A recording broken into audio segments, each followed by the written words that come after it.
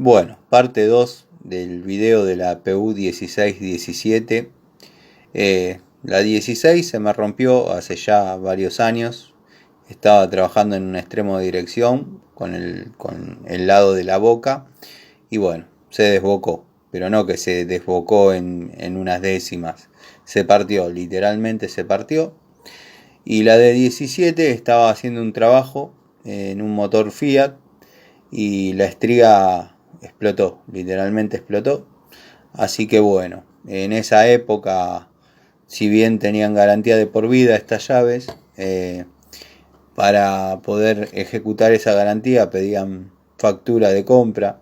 Yo obviamente no la tenía. Así que bueno, dentro de la tristeza de que se rompieron dos herramientas, hice una. Y es verdaderamente funcional y útil. Hoy en día soy muy amigo de los muchachos de la ferretería BOM. Cuando tengo alguna llave que se desboca, que no se parte, pero por ahí se va de su medida, se la llevo y ellos se encargan de mandarla a fábrica. Le hacen una pericia, verifican que sea desgaste de la herramienta o que no se haya utilizado en una forma inadecuada. Y con el tiempo, cuando ya casi me olvidé que las había dejado, dejando la ansiedad de lado obviamente, me dicen: Tano, toma, llegó esto para vos. Y me entregan una llave de la misma medida, pero de modelo nuevo. Y obviamente me dicen: cuidala porque ya no tiene más garantía de por vida esta.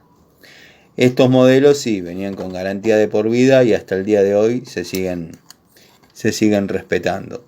Lo que pasa que en aquel momento, bueno, exigían factura de compra. Se me rompió 10 años después de haberlas comprado.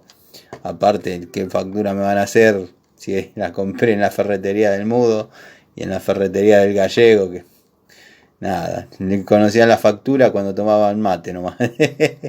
Les mando un saludo grande.